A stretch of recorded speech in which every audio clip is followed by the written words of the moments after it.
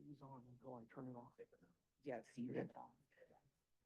All right, well, welcome everyone. First, some instructions about new microphones that are here. And this is to make it easier for recordings and also for virtual participation.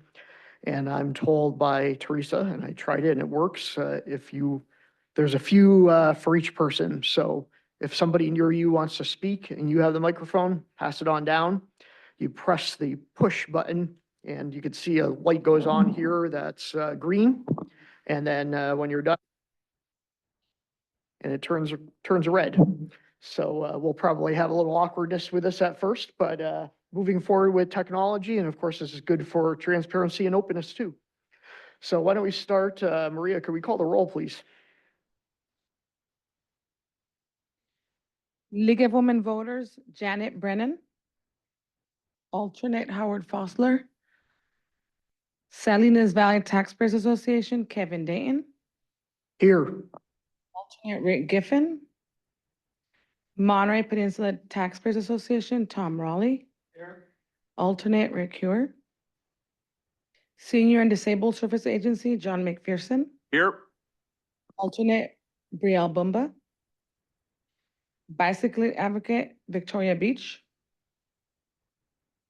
Transit User, Maria Vera. Labor Organization, Tony Garcia. Central Coast Builders Exchange, Christine Cromes. Salinas Valley Chamber of Commerce, Greg Hammer. Here. Monterey Peninsula Chamber of Commerce, Monica Lau. Here. Habitat Preservation Representative, Dale Agron. Alternate Rachel Saunders. Hospitality Representative, Martin Watkins. Alternate Gary Curcio. Agriculture Representative, Norm Group. Present. Alternate Paul Arnado. South County Representative, Paula Getzelman. Present virtually. Alternate Carol Kenyon. Education Representative, Darren Fort. Alternate Ralph Boras. Latina Organization, Chris Barrera. Alternate Diana Jimenez. North County Representative, Rosemary Bernard. Pedestrian Representative, Robin Lee. Alternate Lori Ivy. Youth College Representative, Andromeda Davila. Construction Representative, we have Martin Kenning. Okay, Chair, we have a quorum. Excellent. Thank you very much. Next, we move to public comment, where any member of the public may address the committee on any item not on the agenda, but within the jurisdiction of the committee. 2 minutes is your limit for this. Do we have anyone present in the room for public comment? Seeing none, do we have anyone virtually ready for public comment? We do not, so we'll move on. Next, the consent calendar, and we only have one item on the consent calendar, and that's to approve the minutes of the February 18th, 2025 Measure X Citizens Oversight Committee minutes. I did submit a few minor typographical changes to that, which I think were all accepted. Other than that, does anybody have any comments about this one consent item? Yes, Greg? I'm starting to think you guys don't like me. I saw it. Yes, the 2 M's. Yes, Yep. ma'am. Thank you. I saw that right away, Greg, and then I looked through everything else too to see if it was anywhere else, but all right, is there a motion to approve the consent agenda? Move to approve. John McPherson. Second. Great. Can we do a voice vote here? Yes. All in favor, say aye. Aye. All opposed, say nay. Any abstentions? We are done. Consent agenda is approved. Next, something that we had requested at the last meeting and talked about, we're going to receive a presentation on local Measure X projects from the County of Monterey. Alrighty, well, welcome back. I know we've had presentations from you several times in the past. And it's always a pleasure and privilege to be here to be able to present for you. Good afternoon, everyone, and if I may get started. By way of introduction, I am Randy Ishii, the Director of Public Works, Facilities and Parks for Monterey County. And thank you very much, Chair and honorable members of the Oversight Committee, for the generous invitation to be able to present to you today on the projects that the county has in progress, has recently done, as well as where we go from here. And again, always a privilege and pleasure to be able to present before you. Next slide, please. So our presentation overview for today is to go over a brief background in terms of road statuses, talk briefly about completed and current projects, because where we are going to go depends heavily on where we were and what we've done. Then we'll talk about our planned projects and then end with questions or comments. Next slide, please. This map that has a Google Earth base map is our latest pavement condition assessment data from the 2022/2023 pavement condition assessment. The point to take away from this is that there are lines on here of different colors ranging from red to blue. What we want to focus your attention to is that there is a lot of yellow line work on there. And the yellows represent roads of which are in the quote unquote poor category. Red represents the failed condition or very poor. Yellow represents poor. Green represents fair, and blue represents recently repaved, great condition road. Next slide, please. And then what you notice in that slide is that there's a number of roads that could use some help all throughout the county, ranging from the north to Paja Road to the south to the community of almost San Miguel, which is in San Luis Obispo County. And this is just a reminder of the pavement condition index and the criteria that one looks for when using the ASTM and MTC methodology. And again, the gradation on the bottom shows the various conditions of which PCIs of roads fall into. That plays into the type of rehabilitation or reconstruction method at which the county staff would propose, which then proceeds into the construction costs for that particular level of rehabilitation or road treatment. Next slide, please. Again, by way of background, the county owns and maintains approximately 1,263 miles of county maintained roads. We have 175 county maintained bridges. In terms of deferred maintenance, when you include those roads and our bridges together, as well as the road appurtenances, which consists of the currently 29 traffic signals that are maintained by the county, the various striping, pavement markings, the signage along county roads, as well as other, what we call road appurtenances in the road right-of-way. That adds up to approximately $1.5 to $1.6 billion deferred maintenance. We've made some progress with Measure X and SB1, and we are ever grateful for the public who painfully voted upon themselves to have the local self-help sales tax measure of Measure X passed. We've made a lot of progress, and we're looking to additional support from our Board of Supervisors with a recently passed measure known as Measure AA, which I'll talk about later in the presentation. Next slide, please. And just again, by way of reference and background, the county's road fund consists of generally 4 revenue sources. There's the old gas tax, known as the highway users tax account. Secondly, we have our maintenance effort, which our county board funds through the use of the county's transient occupancy tax. And then we have the 2 revenue sources of Measure X, and then from the state, the SB1 or Road Maintenance Rehabilitation Account. The point to highlight from here is that because of our ever increasing costs for staff, for our consultants, for materials, fuel, and so on, by and large, our highway users tax account, or HUDA, is used to pay for essentially all road district staff and maintenance staff that we have. And there still needs to be a complement that comes from our MOE to help pay for the services our road crews do, such as pothole patching and another activity that I'll talk about later in the presentation. We use the MOE for our annual seal coat program.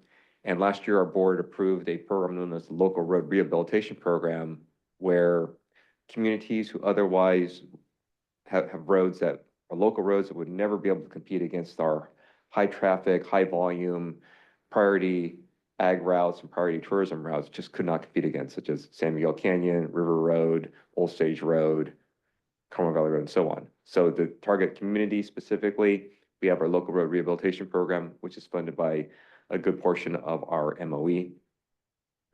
And then what we highlight is that the Measure X and SB1 by and large is used for our various capital projects. Next slide, please. And these four funding sources, albeit aside from grants, are needed to fund not only our road maintenance crews, which are our road maintenance yards, the traffic sign shop, and the bridge crew, as well as the support staff like our secretaries and our engineering staff. That funding is used for bridge replacements, is used for traffic safety projects, it's used for bike and pedestrian projects that we do.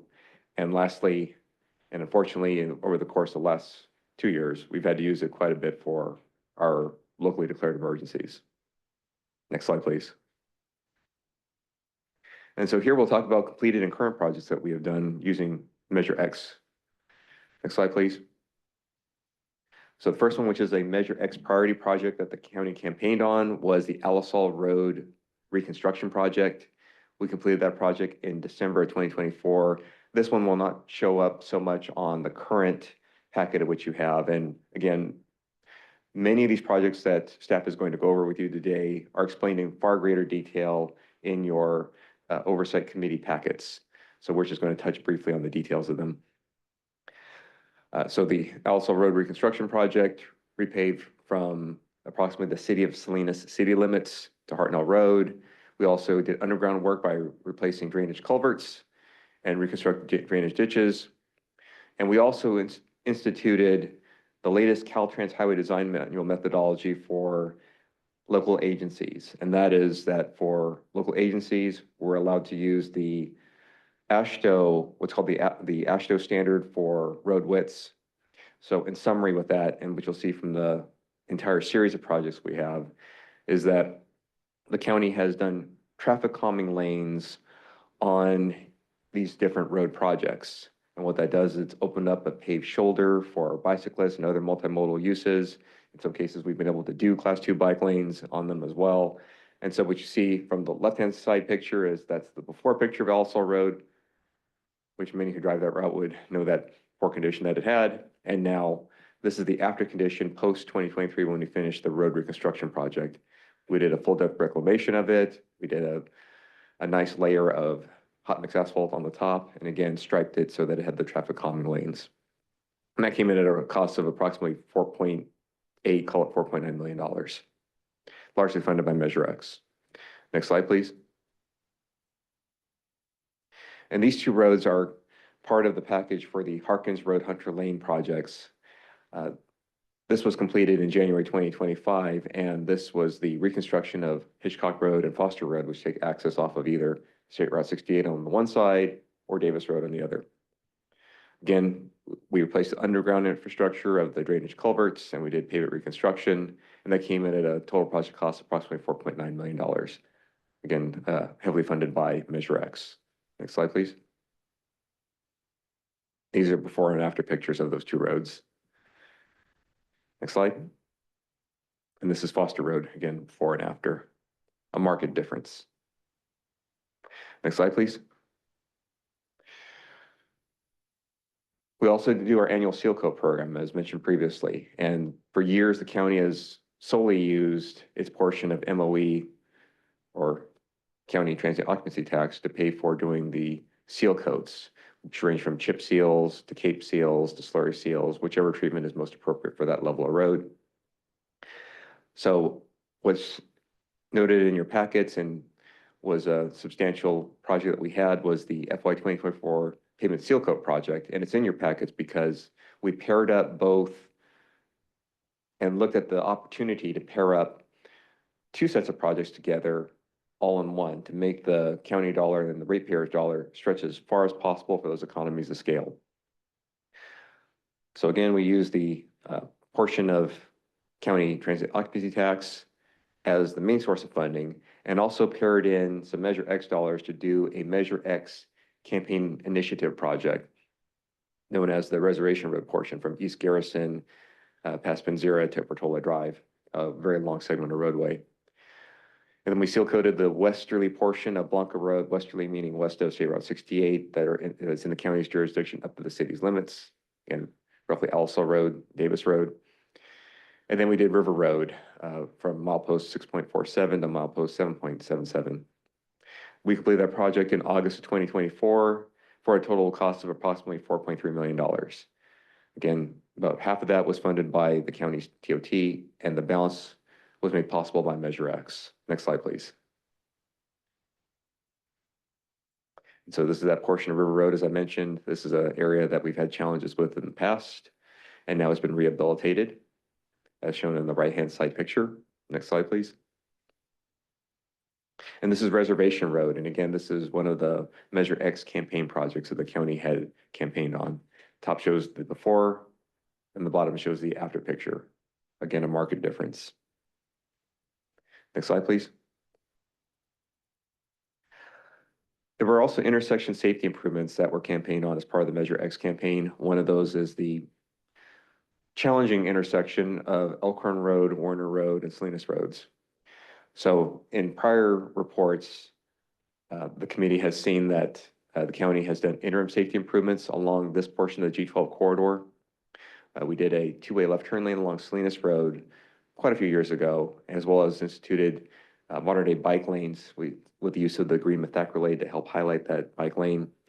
And what we also did this past season, by going to the next slide, thank you, is a merge lane project. And that was to help the traffic flow off of there to mitigate that long queue of traffic that backed up and caused dramatic congestion, particularly in the PM peak hour. And so this is a shot from a county's drone looking down on the intersection once it was completed. And by both anecdotal evidence, from hearing back from constituents who live along Fruitland Road or past Fruitland Road, we've heard that it has helped out with the bad traffic conditions of which they saw during the PM peak hour. Next slide, please. And by the way, on these intersection safety projects, we also do the road safety network analysis, which means that prior to a project, we look at the number of collisions that have occurred and were correctable by doing some type of interim measure. And then we look at the data afterwards to see the status thereafter for our projects. We're still gathering data on that particular project, but we have noticed a decrease in collisions. And I think this to another Measure X campaign initiative, which is the community street repairs for the communities of Castroville, Ronda, Pajaro, and Chular. So county has allocated approximately $1.5 million per year for these communities to do various road rehabilitation projects in the community. Our most recent project we completed in December of 2024, and we performed street and ADA ramp improvements in what we'll describe as the southeast portion of the community of Castroville, which are approximately Wood Street, Del Monte and California Avenue area, a map of which is in your committee packets. Next slide, please. And this is just another sample for the community of Baranda that some of the costs and punch list items carried over into this reporting period. Again, left-hand side shows the before, and right-hand side shows the after for the intersection of Calle Adobe and Baranda Roads, and a large portion of Baranda Road. Next slide, please. And this one is not a Measure X campaign project, nor was it funded by Measure X, but we want to make mention to the committee that every year the county sets aside funding from its SB1 for the annual county-wide striping program. In order for roads to continue having their safety measures, they need to be maintained. So what the county has done is the county has annually hired contractors to perform safety striping refreshing of the centerline striping as well as edge line striping of county roads. We have another round that's coming up here in the next few months.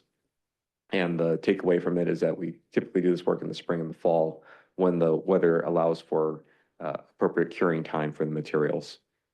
This is a sample of striping along Echo Valley Road. Next slide, please. And the Las Lomas Drive Drainage and Street Improvements Project is one that the committee has seen in the past. This is a multiple phase project. The first part of the project was to install a new storm drain system for the community. The second phase that the county is engaging on is the ATP, or Active Transportation Program grant portion of the project, where sidewalks are being introduced into areas of Las Lomas, and there's road rehabilitation occurring as well. This project has a estimated project cost of $9.6 million. Again, the storm drain work was completed, and we're estimating here in the fall of 2025, we'll have the street and sidewalk work completed. We had some challenges during this winter season with our contractor, Don Chapin, not due to our contractor, but due to the weather conditions. There were some heavy rain days that have caused rain delays on the project, as well as cleanup thereafter. But we are making good progress on that project. Next slide, please. And this is another picture showing the work under construction right now as we speak. Next slide, please.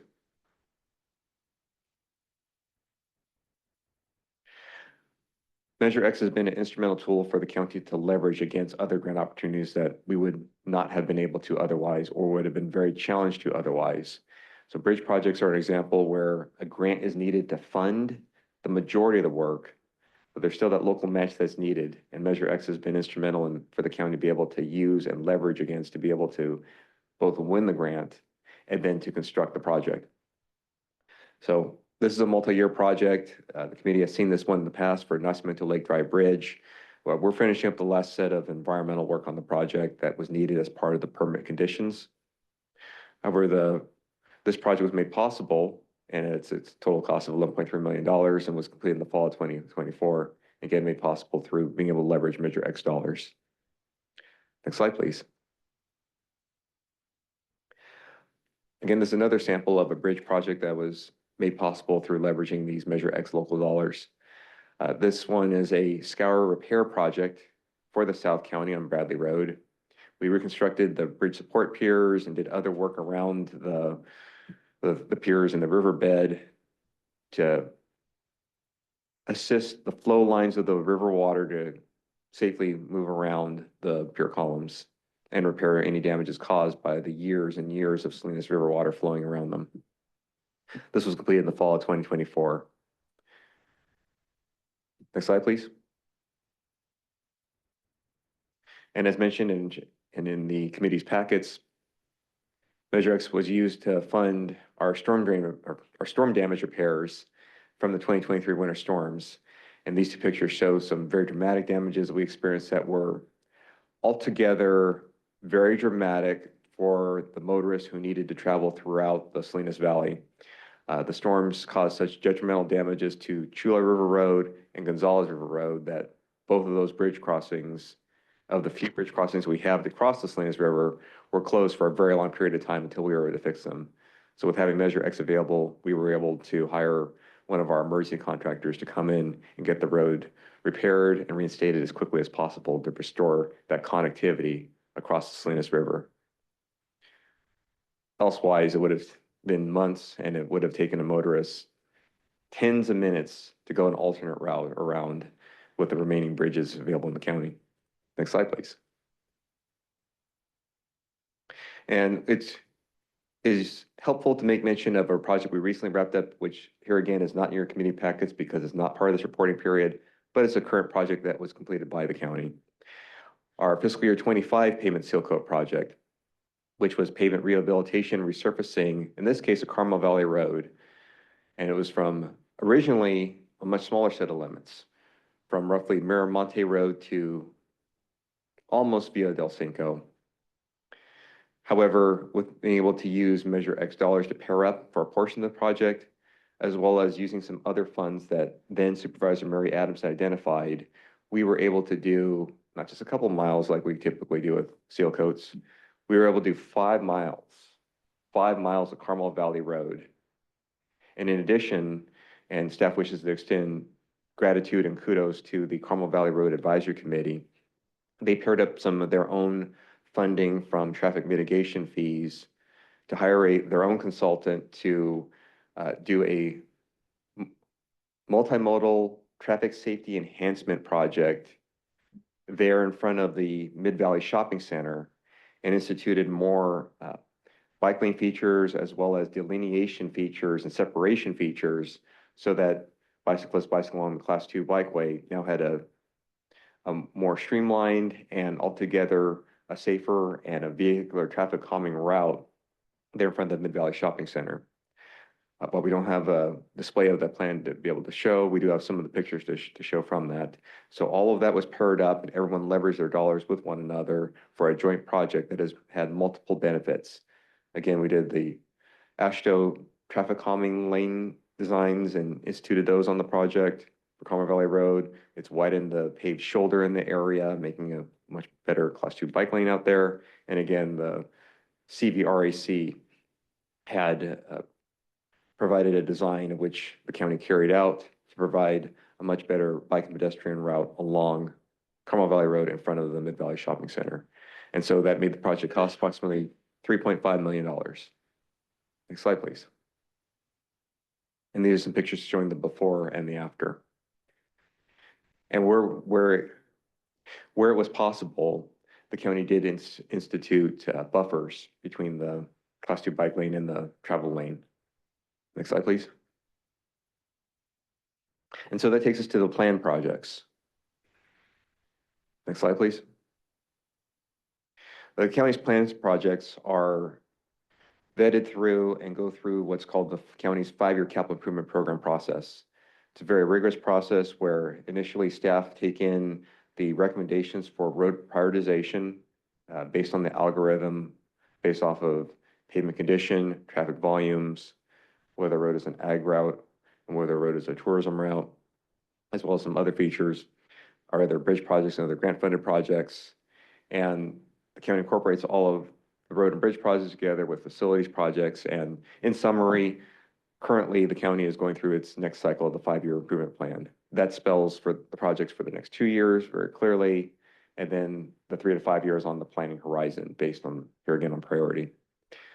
So this is a snapshot showing what's available to the public on the county's website for the capital improvement plan, and the dots overlaying over the base map show where a capital project occurs. While this is not an interactive slide, if one were to go to the website, you can use a customer can click on one of those dots and it'll interactively provide you with a summary table of the project's scope, approximate cost, and approximate timeline.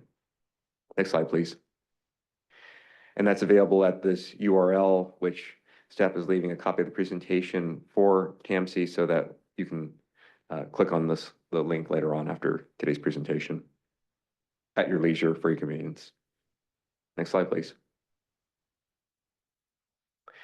And the next 2 slides are just reminders of the Measure X campaigns the county had campaigned on and is committed to completing. All of that in terms of the Measure X promises bear heavily into that 5-year capital improvement plan. Now, that plan is going to go before the county board's committees, such as the capital improvement committee, the budget committee. It's already gone through the budget workshop, and so from here it'll go through the planning commission for review of consistency with the county's general plan, and then ultimately to the board of supervisors for adoption in June. So here again, this slide and then the next slide that we're going to shows the commitments the county had made for particular Measure X projects that need to be done with Measure X dollars. So on the next slide, as we showed at the last time that we had opportunity to present to the committee, we had a matrix to show where we were at with those Measure X campaign projects. And at this juncture, we're nearly complete with all of them, with the last few in the 5-year planning horizon, again, in that 5-year capital improvement plan. And the last one on there for Elkhorn Road, we will be going to on the next slide. And so we have wrapped up the design and we are calling for bids for the Elkhorn Road Rehabilitation Project. Previously, and as campaigned on, the county was committed to doing Elkhorn Road from Hall Road to Kirby Road. And now thanks to staff who were very creative and they looked everything over with a fine-tooth comb. There's actually a typo on this slide. The project limits now extend from Salinas Road to the north to approximately a couple hundred feet south of the driveway to the Elkhorn Slough Foundation building. So that is a little north of 6 miles that will be done this season. We estimate this project will be awarded in the summer of this year. We'll start construction at that point, and we believe that at this juncture, we will have this project completed in December 2025. And the total project cost is somewhere around approximately $8.1 million at this juncture. That could change based on when we open our bids. Next slide, please.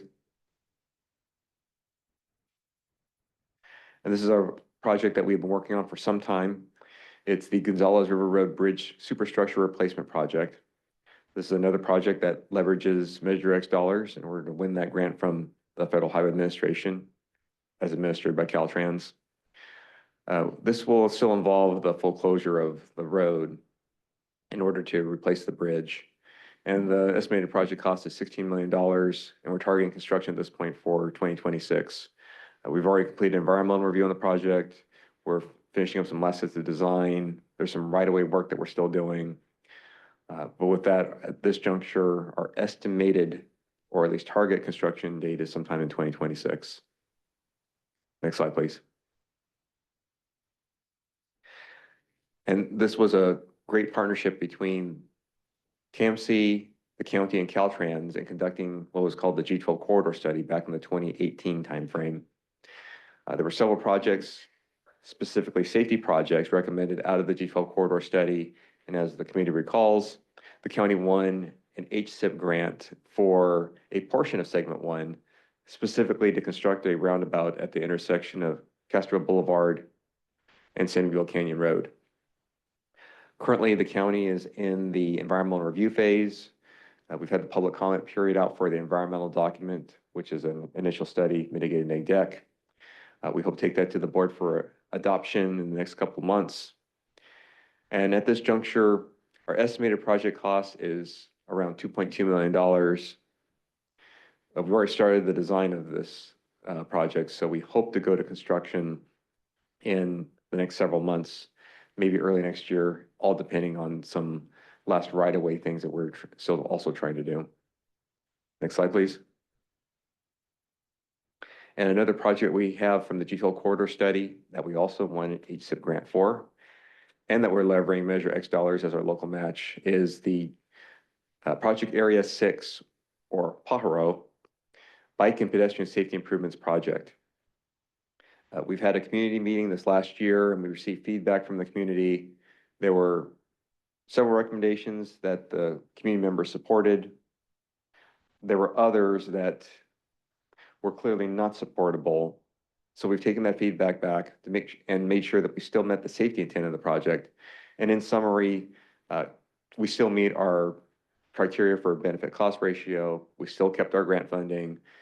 At this juncture, we're finishing up our design to get it out for bid very soon. The estimated construction cost of the project with the design and fully laden costs is approximately $1.2 million. As I mentioned, we're going to go out to bid with this project in the coming months, and we plan on being in construction this summer. Next slide, please. We mentioned intersection improvements as part of the county's Measure X campaign. Those intersections of note were the intersections of Samuel Canyon and Castro Boulevard, Oakland Warner and Salinas, and thirdly, Laurellis Grade and Carmel Valley Road. For the last several years, the Carmel Valley Road Advisory Committee has used their traffic mitigation dollars to fund the design and environmental phases for a roundabout at the intersection of Carmel Valley Road and Laurellis Grade. That improvement is recommended out of their corridor study. And now we are at a point where the project has been put out to bid. We have received the bids and have a apparent lowest responsible and responsive bidder identified. And we plan to award this project sometime in the month of May at one of the May Board of Supervisors meetings.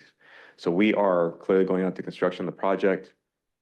And while there were not enough traffic mitigation fee dollars to be able to fully fund the project, they are being filled in by Measure X as it was campaigned on by the county. And so Measure X dollars are leveraging and making this roundabout project possible. County may still need some help on this project financially, so we may still be looking for some funding there. for some features. However, at this juncture, we plan on going to construction here in the summer of 2025. Next slide, please. And while this is not a Measure X funded project, we recognize that this has been asked about at various venues, so we just wanted to make mention of it. This is the Davis Road Bridge Replacement and Road Widening Project. It has been worked on for quite a few years now. In summary, it's to make Davis Road a 4-lane county road, county highway. It's to put a roundabout the intersection of Reservation and Davis roads. It's to institute Class 2 bike lanes, as well as some other sundry set of improvements. And altogether, the new bridge is meant to cross the Salinas River at an elevation, so it's an all-weather crossing. So no more will the county have to shut down the Davis Road when the Salinas River starts to crest over the road and gets too high and starts flooding the road. The goal of this project is to make it an all-weather, every time of year, every day of the year, roadway for the public to cross the Salinas River. We do have some right-of-way needs on this project that we're still working on. And as we go to the next slide, I'll show a map of the project. Again, from roughly the city of Salinas city limits southerly to Reservation Road. Next slide, please. And so our final design is complete. We're in the right-of-way phase for the project. We have obtained the permits for the project, and PG&E relocated their gas transmission main. That was a lot of that road closure work that the public saw this last summer. And so in terms of our schedule, we are finishing our right-of-way phase, and at that juncture, we'll be looking for ways to get to construction. County recognizes that it has a funding gap on that project. It ranges from somewhere between $12 to $15 million. So we've been applying for various rounds of federal funding, be it a raised grant opportunity to federal earmarks to fill in that funding gap. And we are still trying to fill that funding gap. And so that takes us to our other planned projects. So another Measure X campaign project that we'll be continuing to work on is the pavement reconstruction work of Old Stage Road. The county may be revising its plans, and we're continually and always evaluating what is happening in the transportation field as well as other land uses. We understand that Caltrans is going to be closing the median along US 101 south of Salinas, which would change the traffic patterns and require motorists to, in the southbound direction, take US 101 southbound to the community of Chular, make a U-turn essentially over there, then come back up 101 northbound that direction. So in advance of that, the county is reevaluating its plans of the next portion of Old Stage Road that we were going to rehabilitate. So there's more to come on that one. And for Cromwell Valley Road, for its 4-lane portion, which is that area around Cromwell Rancho Boulevard, we currently have that in design and plan to go out to construction on that project in the coming year. Halone Road in the South County is one we've talked about quite a bit. For the last few years, because of the expense of the project, because of the lengths of that project, because of the needs of that project, and because the garrison, Fort Hunter Liggett, uses that route so much with its heavy vehicles in order for the various branches to do FTXs, we've applied for what's called the Defense Community Infrastructure Program, or DCIP grants, these last few years. We were unsuccessful in the last 3 cycles because the program's oversubscribed and there were other military needs at the time. And this last round, we were really close. It appears that mostly the military chose to fund underground utility projects at various bases in this last round of funding. And what we are aware of at this point is that the DCIP webpage indicates that they are still going to do a round of funding for this coming year. So we are planning on applying for that grant. However, the county did not wait on that, recognizing that the South County has this need. So last year, we did design and rehabilitation work of that southernmost loop of Halone Road at US 101, taking care of that really bad portion, almost Interlake Road. And for this next cycle, we plan on doing another portion of Halone Road, absent knowledge of winning this future grant. We are planning on still proceeding with doing, again, absent that grant, another portion of Halone Road using our local dollars. So we have that currently in design, and we plan to go to construction the coming year. As we talked about before, moving on, we have the Monty Road Bridge preservation project by painting the steel features to prolong the life of the structure. That was mentioned in our previous committee report, and again, that's in more detail in this current report. And one we want to highlight here as the last bullet point on the slide is that the county was successful in winning ATP grants for the communities of Castroville, Chular, and San Ardo. We are leveraging Measure X dollars for the ATP grant for the communities of Castroville and Chular. For, as we mentioned, those are part of our local community street repair program. So the county will be doing a complement of both the sidewalk and pedestrian safety projects, which are funded by the grant, as well as road rehabilitation in those communities with Measure X dollars. In San Ardo, because it's part of our local road rehab program, they're using their TOT dollars to leverage against the ATP grant. So these communities, after long years of not seeing any work being done out there, they will see pedestrian safety improvements as well as road rehabilitation that they've long needed in their communities. Next slide, please. And going through the list of other planned projects for the year, we're going to continue that pavement reconstruction of Old Stage Road, as I mentioned, after we reevaluate some plans. We're going to continue our annual chip seal program. We have a program for culvert repairs, for guardrail repairs, and striping programs. These are ongoing maintenance needs that we have, and thanks to Measure X, we're able to put together these programs so that way when culverts are suddenly discovered to have failed, or they need cleaning, or a guardrail has been hit by a motorist for one reason or another, and to continue any additional striping that we might need beyond our annual countywide striping program, we have that available to us. As mentioned, we'll continue our Measure X community street repairs in Castroville, Boranda, Chular, and Pajaro. This summer, as mentioned, Pajaro will be receiving a sizable amount of rehab work, and then Castroville and Chular with their ATP grant thereafter. We already mentioned the local road rehabilitation program that targets communities of Bradley, San Ardo, Aromas, Prunedale, Carmel Valley Village, and so on. We're going to continue that program. We've already completed the community of Aromas as a status update on that. And lastly, we will continue to pursue state and federal grant opportunities. Next slide, please. So while we have all of these different engineering projects, either in one phase of project delivery or another, whether it be design, environmental review, or construction, there's still the ongoing maintenance work that's needed. An activity that our maintenance crews perform is known as maintenance blade lays, and that's where county forces, i.e. county road crew employees, use their existing equipment and they're able to overlay roads using the equipment which they have. For lower volume roads where our traffic control needs are not as great as a higher volume road, our crews are able to do that. And this prolongs the life of the road and improves the drivability of that road, improving that driver's driving experience, as well as improving the PCI of the road.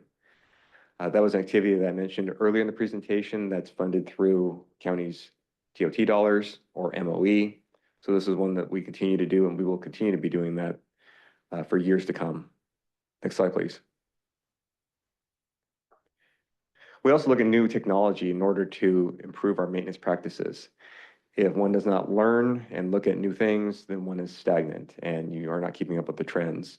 So a new technology that we've invested in is what's called a hot truck. Most of our yards have a hot truck dedicated for themselves now. And the summary and takeaway point from this is that this is a different method that the county has never done before up until these last 2 years when we've acquired these trucks. These trucks carry the same material that we use to repave or build brand new roads. So we're patching potholes using this material methodology now, and it's made for much more durable and longer lasting repairs to our roads, as well as improves the driver's experience. Next slide, please.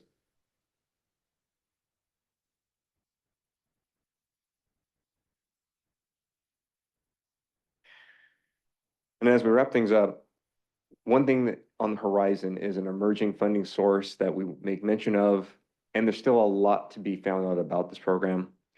This is the Measure AA county sales tax measure that was on the November ballot.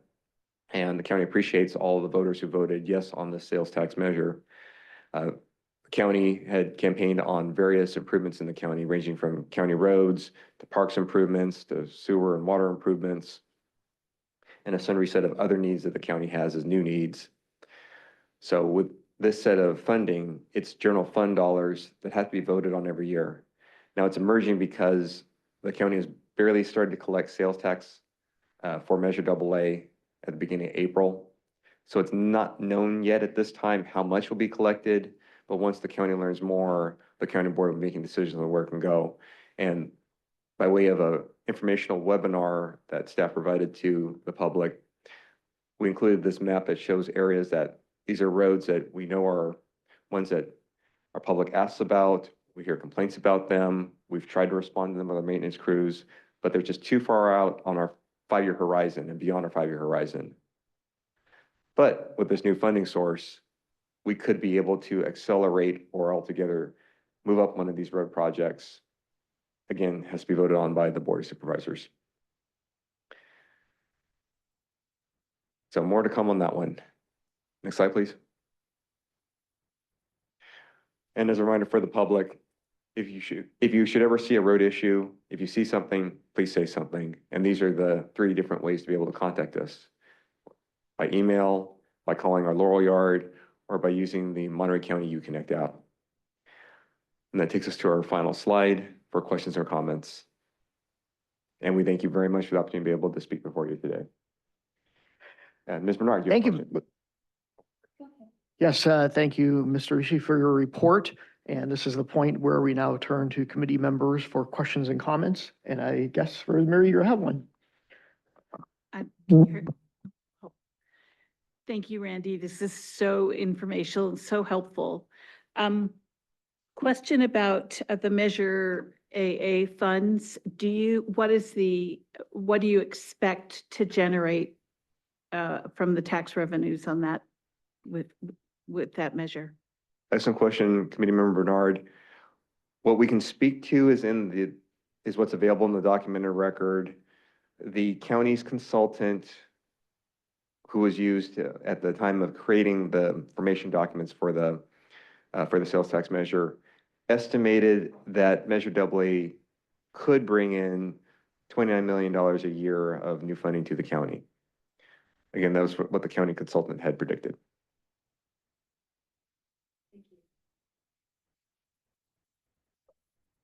Other questions or comments? Norm?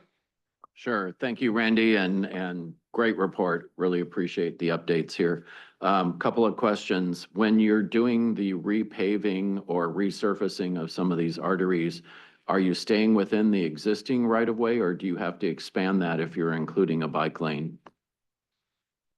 It depends on each of the conditions, and thank you for the excellent question, Committee Member Root. It depends on the site conditions. Every road is different. We try to stay within the existing paved area and only go out further into the right-of-way as necessary. So the short answer is it depends on where we're at. So yeah, it just depends on each of the conditions. Okay, thank you. And my other question is, with the 2 roundabouts that you're proposing, those are heavily traveled intersections. Is there a traffic plan to manage that during the construction so that we don't have more backups on San Miguel Canyon and also on Carmel Valley Road? Excellent question here again. And we do have our consultants preparing interim traffic management plans as part of altogether the bid package. Ultimately, it will depend on our construction contractor on what plan they use, or if they have a different plan in mind that achieves the same purpose of minimizing the queues and backup. So it will, the final answer on that will depend on our construction contractor, but we will be working with the contractors, and we've made them aware, in particular on the Carmel Valley Road project, that it needs to be phased and sequenced in a fashion that does not close the road. It still needs to have emergency access for it, that there's a combination of road users ranging from the standard motorists to a set of doubles to send feed down to some of the ranchers down on the East Carmel Valley Road, as well as bicyclists. So they need to make sure they meet all those needs and are phased in a fashion that minimizes that level of impact to our road users. And they also have been informed that there is various special events that are held in places like Carmel Valley that they need to be mindful of. And one thing we've also are exploring are changing the work hours and doing more night work on these projects. So it, here again, minimizes the level of impact. It will depend at the end of the day, once more, on what we agree to with our construction contractor, but they have been made aware of, and we are looking at ways to minimize disruptions to their motoring public. Any other questions? Oh, yes, Dale.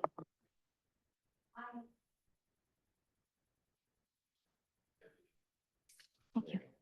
I live on off of Carmel Valley Road, and I'm aware that parts of the road going up to the village have some rather steep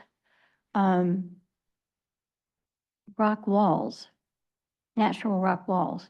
Some parts of the road are very, very narrow and have there's not even a place, or particularly around Quail, and further up the valley where it's going to be really difficult to 4-lane the section. Oh.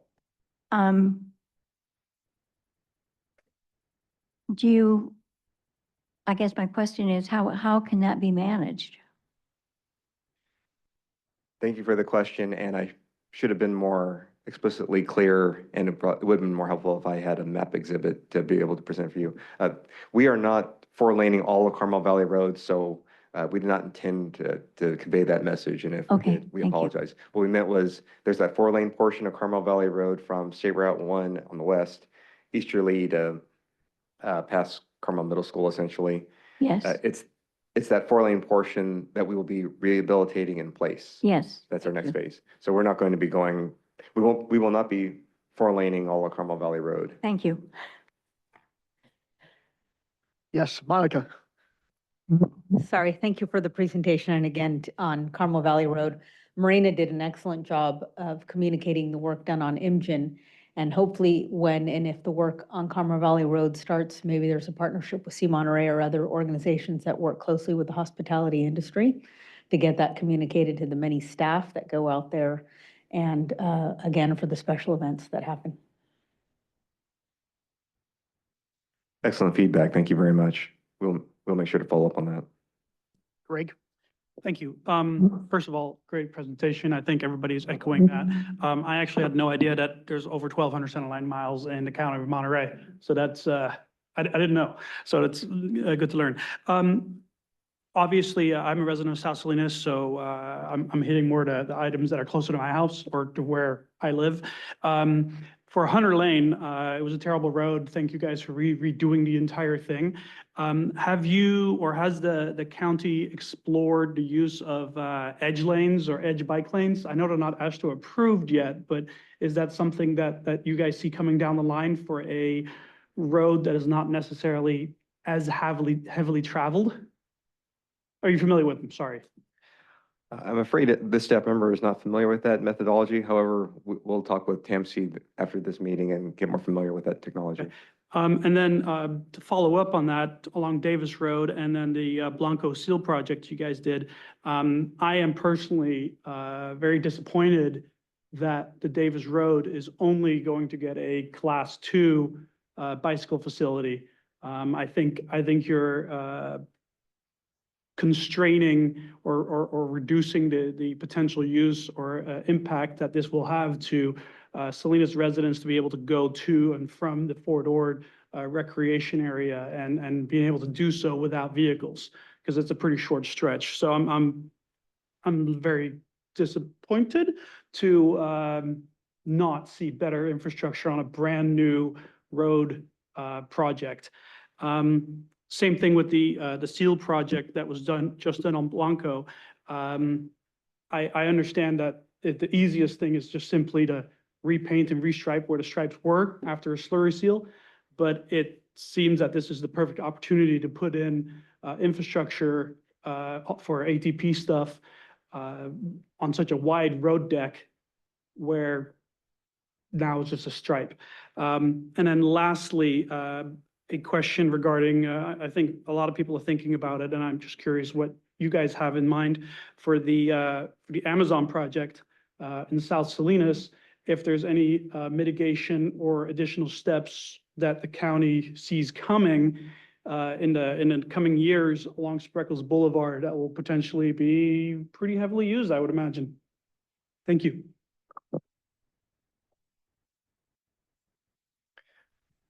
Thank you very much, Committee Member Hamer, for the feedback on that. We take the 2 points that you expressed about your disappointment in the layout and ultimate construction very seriously. So thank you for that, and we apologize. What we would add about the third point about Amazon is that that's something that we're in active discussion about. It's one thing that we have been discussing with TAMC staff as well about what ultimately needs to be done when Amazon does open its doors.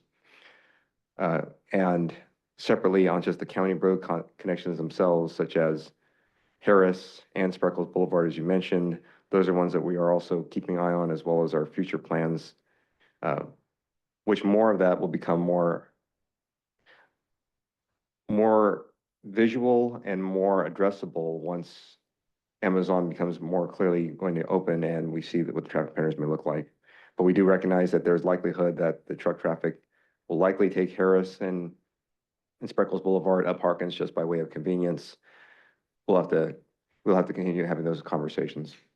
Thank you. Tom? Looking ahead, are you following what the county is proposing for new housing developments in the next few years? 5 to 10 years? I'm thinking particularly one that's next to my neighborhood is Tarpon Flats, which they're proposing a town the size of Delray Oaks and dropping it in that area. And the area is already super congested. Are you following that? Are you getting those projections from the housing folks? Excellent question, Committee Member Rowley, and yes, our sister Department of Housing Community Development are the ones who propose the various housing plans. We have been in touch with their staff and have staff members keeping an eye on where these recommendations for housing are being made. We do look to the development process as being that avenue to be able to address traffic issues and other CEQA concerns that do come up in the CEQA process. So yes, in summary, we are following what is being recommended by HCD. How closely? That's the question. At this level, much of the information is at general plan housing element update level. It's somewhat periphery at this point. As it becomes more towards the stages of implementation, will we be sending even more energy to that process? But we are keeping an eye on it. Thank you. Robin, you have and then Martine. About the Davis Road bike lane. So some years ago, there was community meetings, and the results of those meetings said there would be a separate, physically separate bike lane. So families would be able to use that route to get good photos.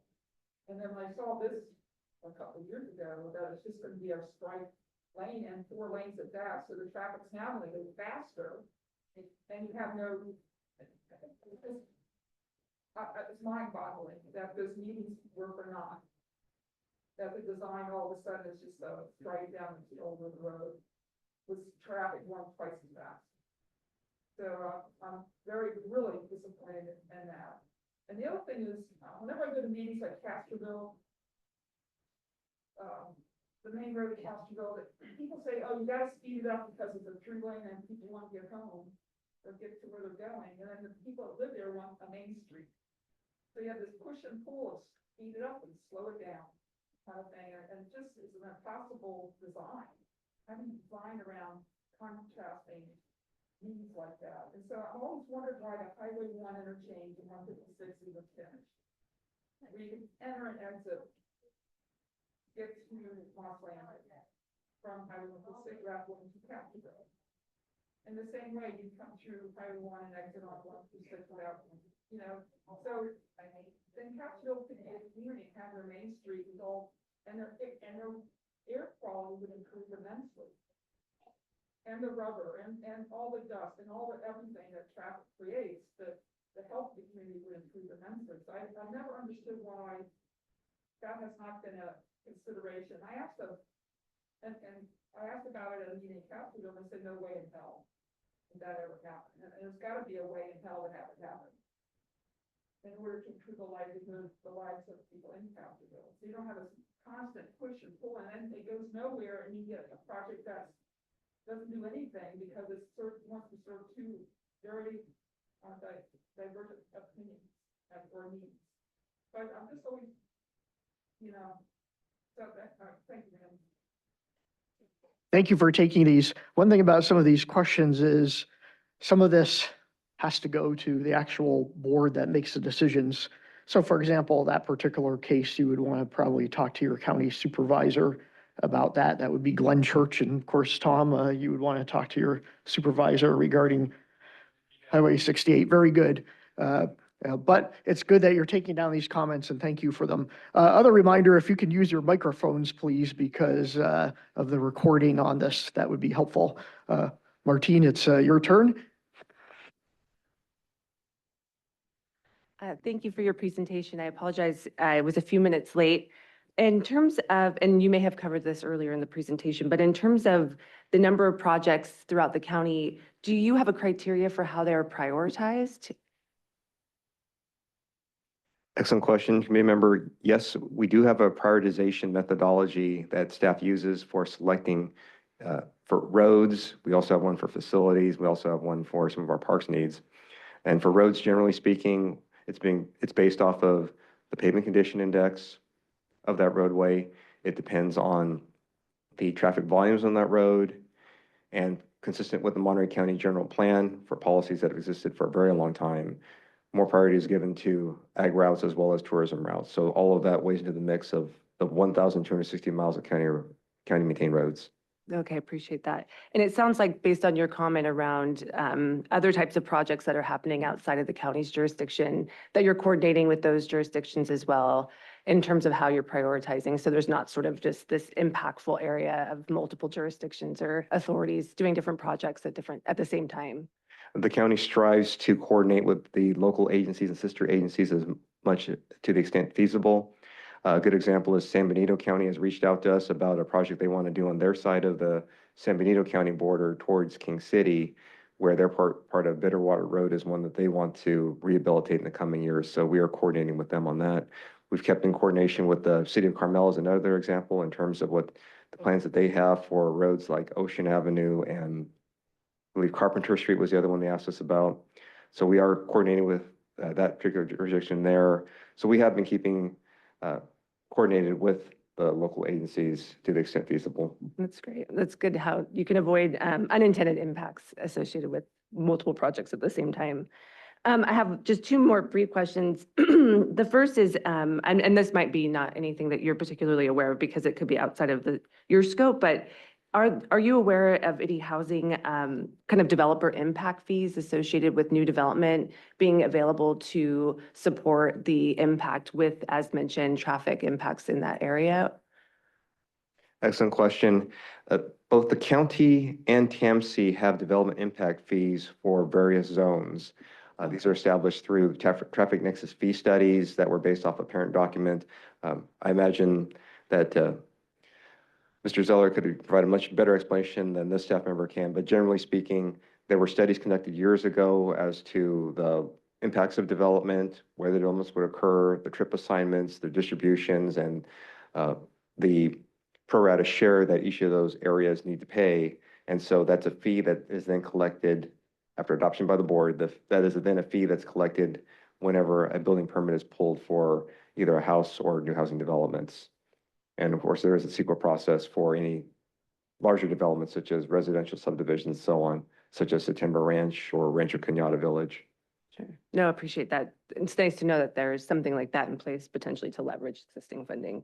I guess the last question would be, do you ever calculate like the prevention savings if you do these safety improvements, prevention savings from pedestrian incidents, bike incidents, or other traffic incidents associated with those improvements?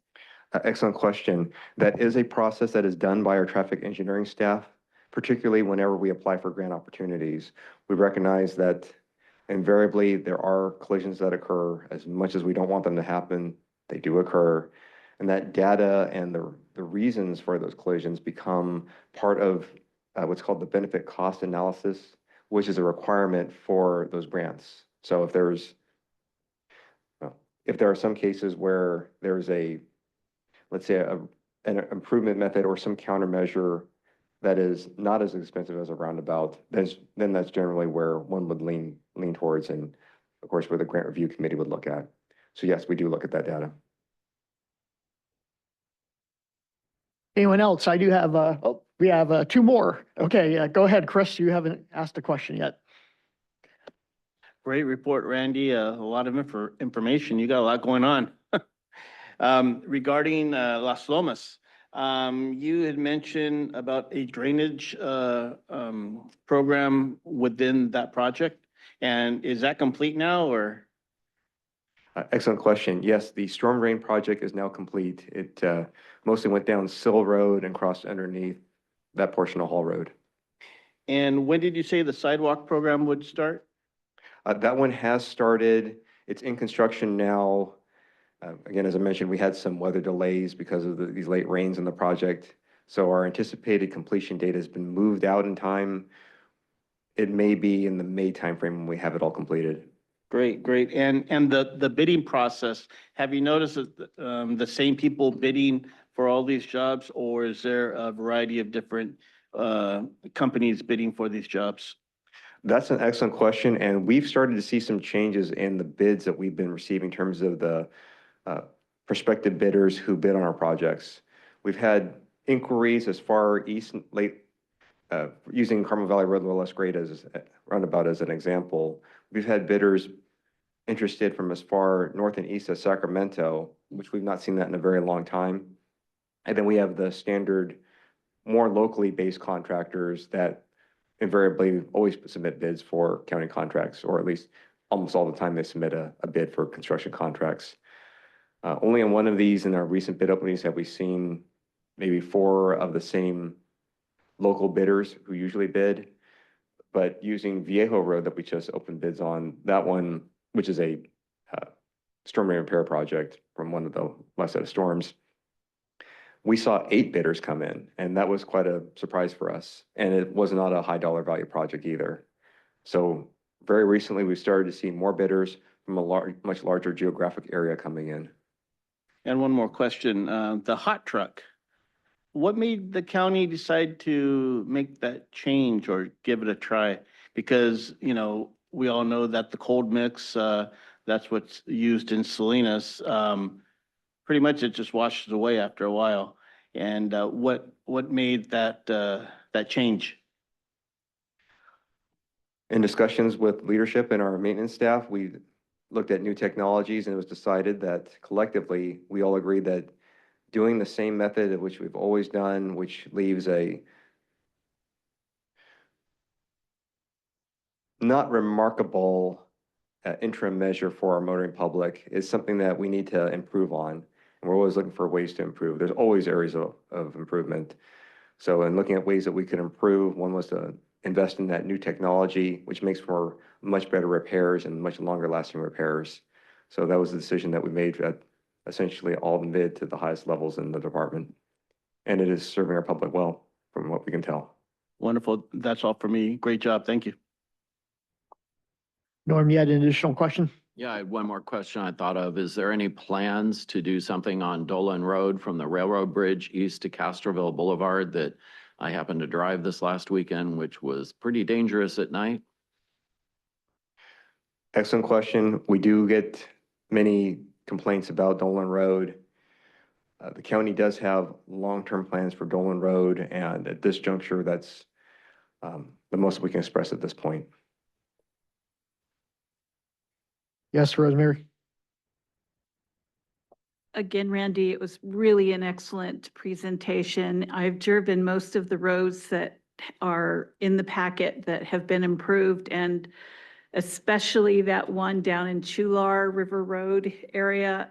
Beautiful road, so smooth as butter. Lovely, thank you. And I echo Norm's suggestion about Dolan Road.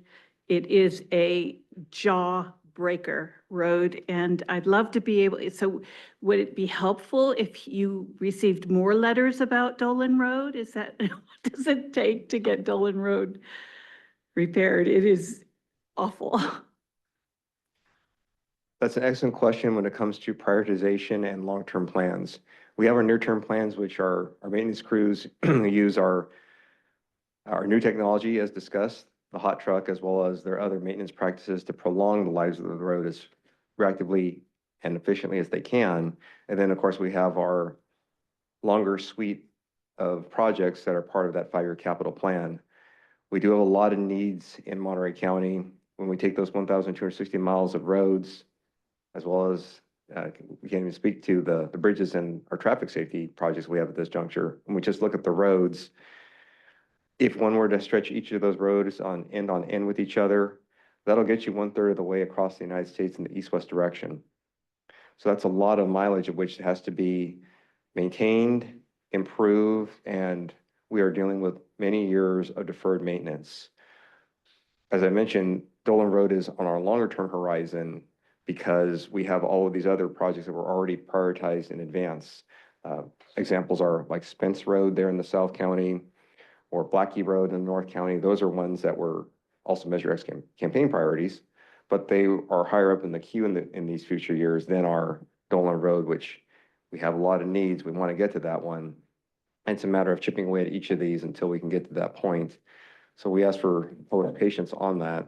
It is helpful to receive letters about our different roads because it gives us that customer feedback that we need in order to help us with our planning on future projects, or if there's something that we can do in the near term. So again, we'll keep an eye on that in our 5-year capital improvement plan. It's not forgotten amongst us. And so please keep in touch with us as we develop more about the potentials for Dolan Road. Thank you. And Dolan Road is in Supervisor Glenn Church's district, so he would be elected official there. I had 3 quick comments. First, I hope we can get the slide presentation so that we can put that on the Oversight Committee's website, so we have it. That's useful. Secondly, I had 2 suggestions. The early slide for the pavement condition index. It looked to me like Hitchcock and Foster, just south of Salinas, were still in red. And I don't know if this is cheating, but when you get those roads done, if you can update your charts to make them show that they're done, that will have the latest and greatest. And that leads to my other comment is I seem to remember 10 years ago, that map of pavement condition index was pretty bad. There was a lot of red on it. And it seems a lot of people here have commented there's been a lot of improvement. And it might be helpful, not only for this committee, but for the taxpayers in general, for the county to have a graphic showing how far you've come by comparing the PCI map of 2016 when Measure X was passed to today. And then we can say, see, your measure, it was the right thing to vote for Measure X. So thank you. I guess we have to take this out for public comment now. Is there anyone in the room who wants to speak on this? Is there anyone virtually who wants to speak on this? All right, Mr. Rishi, thank you for making this presentation. Yeah. We will move on to Mr. Bilsey, who's going to make a presentation on the work being conducted on the State Route 68 corridor.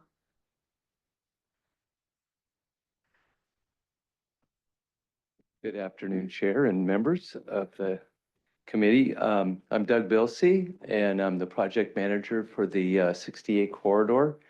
And I know we've talked about this a lot, so I'm going to try to keep it brief. There was a lot you just had to digest with an incredible presentation by Randy, so I'm going to bring it down a notch in time and quality and give you this. Anyone that's driven 68 is pretty familiar with this picture. So the next slide. So what's new or what's old? What are we working on? You know, this was a request by a committee member, I think a couple times in a row, that it's time to, you know, what's everything that's going on comprehensively. There's really 4 things that are going in. We had to identify long-term project for the corridor. And we did a proposal that was approved by the board and funded for a pilot project to do adaptive, and people call it AI, artificial intelligent signal operations. And then we just completed a pilot project for Toro Park that we've talked about a lot of times. And then putting this all together, we're going to be looking at a comprehensive multimodal corridor study. So I'm going to go over each one of these. Next slide.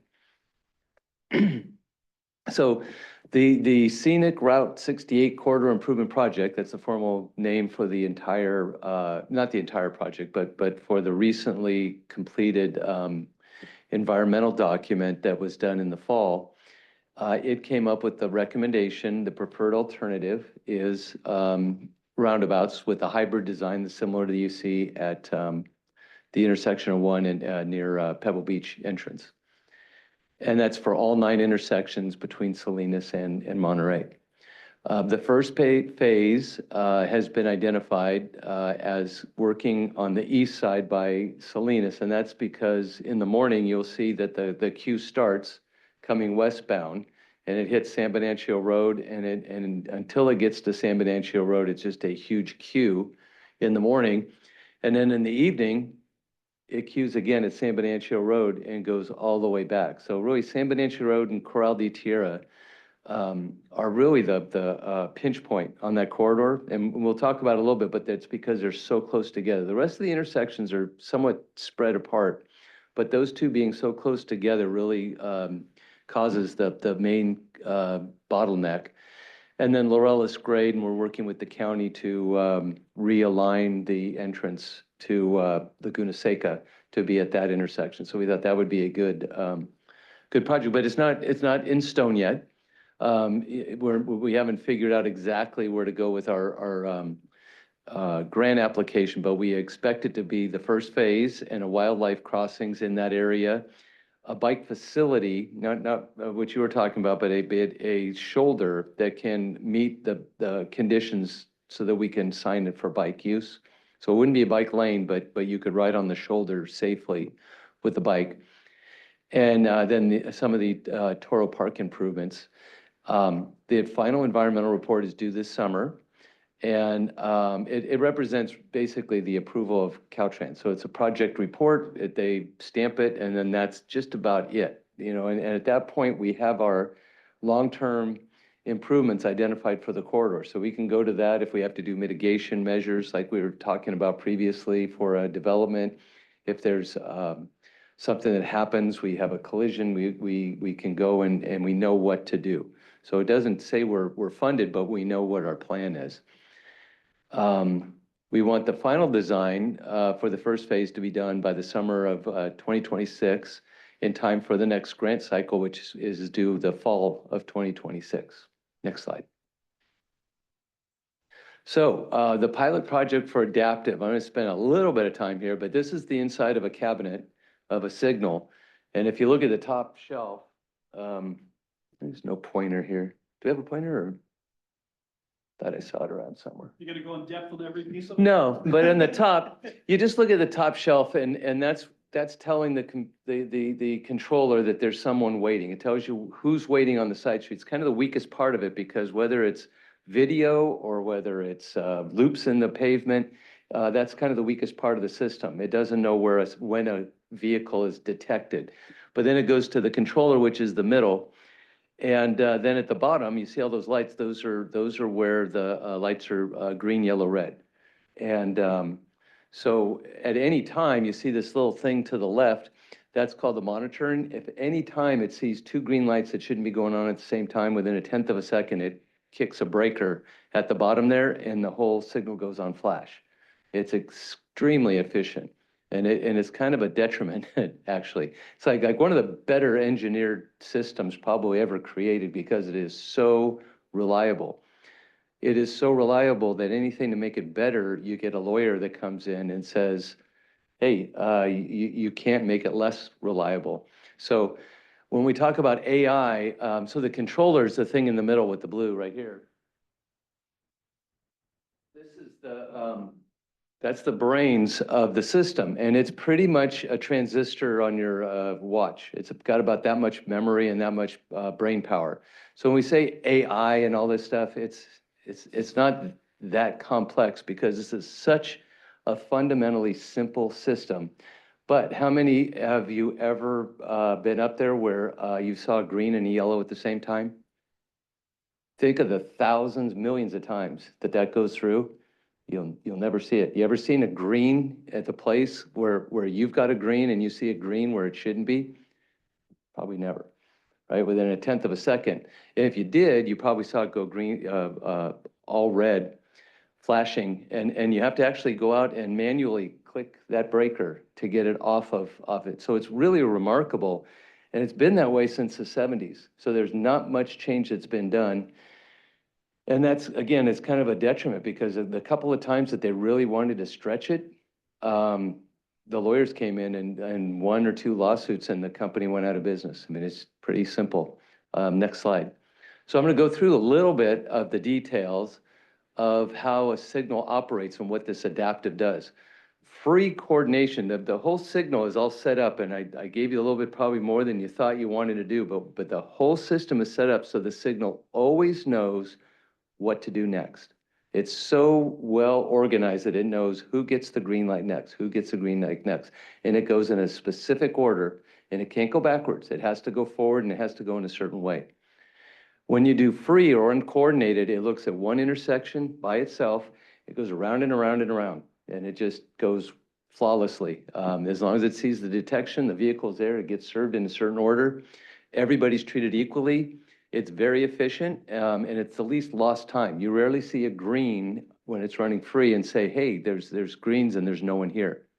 Now coordinated, without going into real great detail, but that gets into a cycle. And let's say you go 2 minutes, you want to go around that cycle in 2 minutes.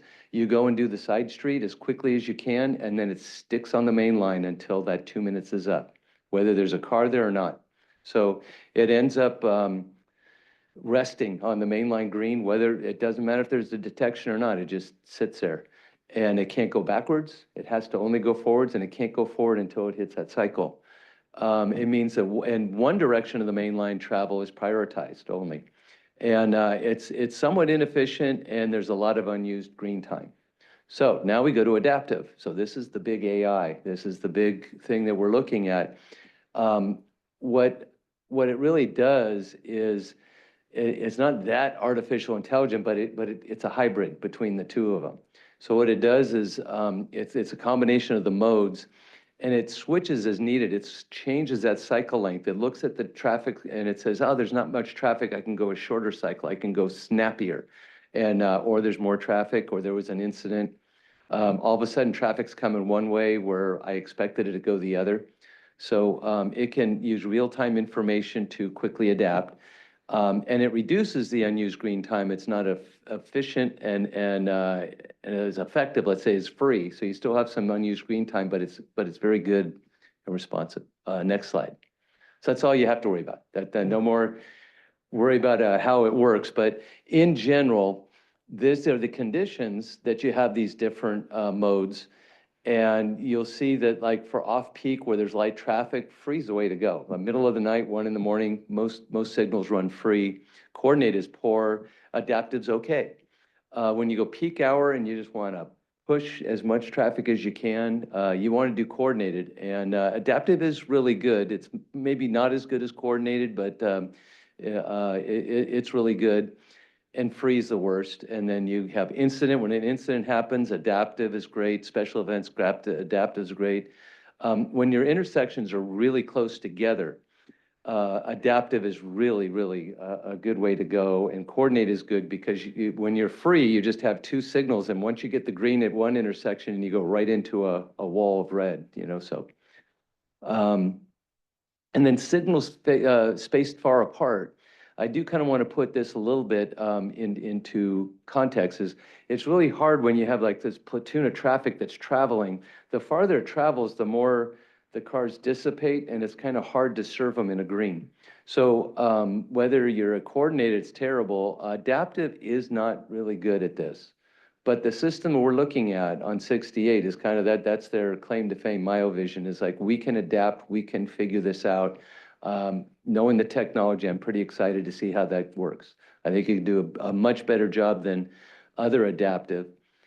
And then, again, free would be a good option for that. Next slide. So that's about all I wanted to talk about on AI, but that's going in, hopefully in the fall. And we're really excited about that. That we hope is going to bring the floor up. It's going to improve every intersection. It's going to do a lot better job. It's a tool.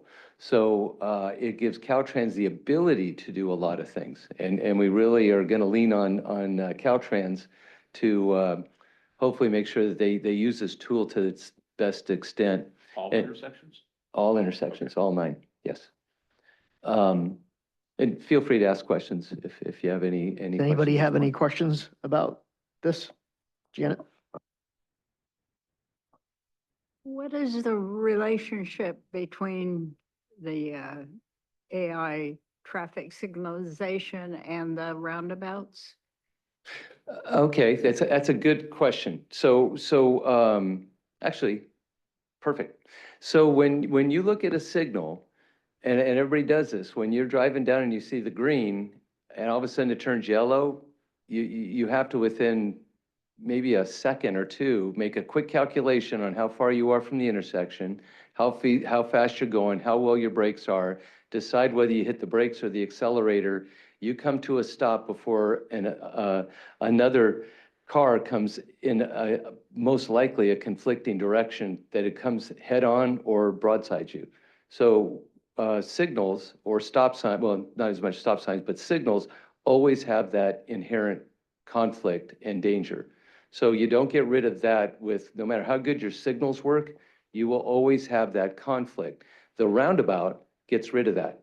So the roundabout is the main difference between that and the signals is the roundabout continuously flows. So it doesn't push, maybe, it can push a lot of traffic, but its main benefit is it gets rid of those main conflicts that you get for the head-ons and the broadsides. So it's a safety issue. That was not the intent of my question. Do the signalization project replace the roundabouts? Or what is first? When will the roundabouts occur? Okay, and yeah, I do have this and we'll go to that. We're going to do a study to do that, but the AI is going in, period. Okay. So yes, the Okay. AI is going in, and then if the roundabouts are justified, we will put in roundabouts. Thank you. If that's your question, Yes. yeah. Okay, Great. I had a question about the AI because I know that's a big buzzword right now, but it doesn't sound like the system you're getting is doing what you would think with AI is that it's, memorizing over time patterns and then refining itself to anticipate things before traffic actually occurs. Is this anything different than the adaptive signaling from 15 years ago? well, I've taught classes in signals and we can go into great depth. It comes back to what I said, though, is I can tell you the signals work very simply, and its limitation is it can only think forward and it can only go to the next step. So whether it does it from history or if it actually has real-time data, it can only go so much. So there is a little bit of anticipation from, if this is Tuesday and it's 4 o'clock, get ready. But MyoVision is more real-time based, and it basically, when the light upstream gets a green, it says, hey, you know what? There's a bunch of traffic coming, and I know exactly how big the platoon is, and you need to give me a green. So that's kind of the advances that MyoVision has done, and so it's kind of exciting because then it can go not to go too deep into it, but when it says I need a cycle length of two minutes right now because yesterday it was congested, so I need that. You get these cycle lengths that tend to be longer and bigger and anticipate a bunch of traffic, so they work good for a real congested urbanized areas. But when the traffic doesn't come there like it typically would, or if school's out, things like that, then it's kind of stuck at even adaptive. It gets stuck at a longer cycle length. And this MyoVision is really snappy. So it really doesn't rely on anything but what's out there at the time. And so it's very, very quick and responsive. I think that answers your question. Yes, thank you. All right, I guess next section. So Tor Park, I'm not really going to go into much detail on this. Everybody's seen that. Next slide, please. And you know, we just had great public outreach. We did some innovative surveying. It worked out really good. We are closing that out, and we handed it over to Randy's team at County Public Works. We're still involved in that. I still get calls on a daily basis, but it's important. But we have identified long-term improvements, and now we just have to find a way to implement them, and that could be incorporated into a corridor approach. Next slide. Sorry, do you have the final, what you think should happen? We do, and I went over it, but basically what's out there right now is what we're recommending, and then we're thinking about moving the one that's on Torero towards the school. And then the one that's at Creekside, we're gonna move it a little bit closer to the fire station. And then put in a path that would either connect the school to Laguna Seca or Fort Ord parking lot, or the Fort Ord parking lot, Laguna Seca to Toro Park. We just think that a pathway there, so that was the long-term solutions we got from the pilot project. Thank you. So now, this is the big question, you know, what do we do when we get all this information, or what information are we gonna collect, and how are we gonna make our decisions? So we have a comprehensive multimodal corridor study that is now required for the type of funding we're gonna go for, SB1 funding in a couple years.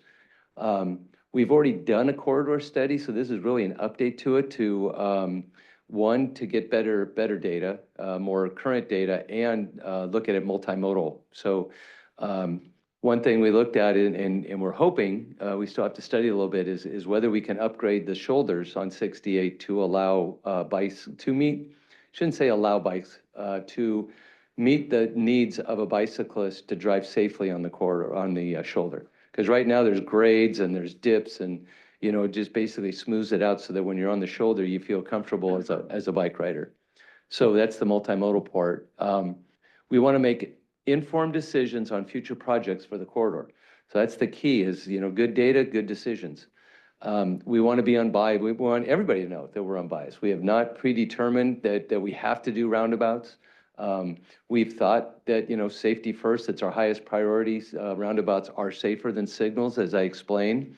But we have to see if it justifies you know, do the collisions that are out there and the ones that we would save, would that justify the expense?